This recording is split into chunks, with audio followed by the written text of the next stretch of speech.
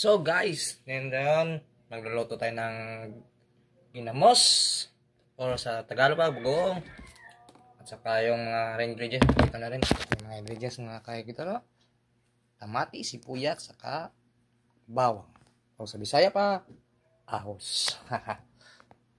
So, tara, let's go! Go! Unang una, maghahanap tayo ng kahong nito, kaldero. Oh, so strength. Yan po. Yan, mag-mix na tayo.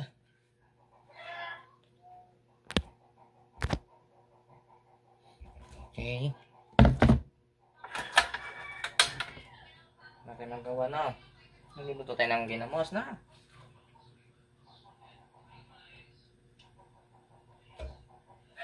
Yan. Yan.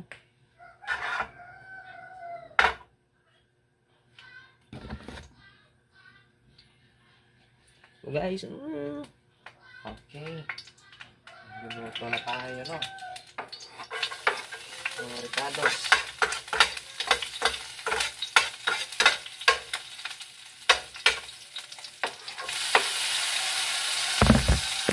Yan.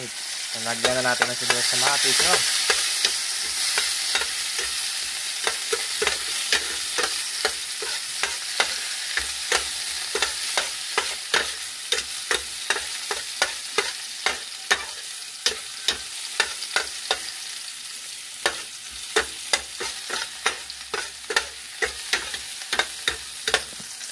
After that, pakuluin lang natin ito mga kaibigan. Pakuluin lang natin ito. Pakuluin natin yan.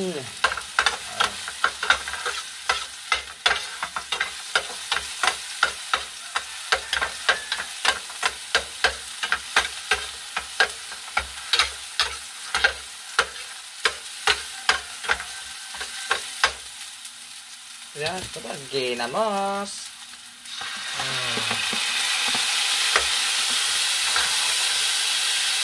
Pinahin natin yung kaldero. Pabutin.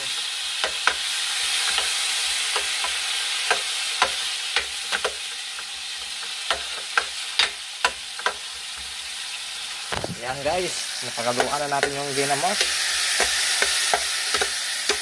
Sabi pa nila, walang ginamos sa Jollibee. Yan, haluan na natin yung ginamos ha.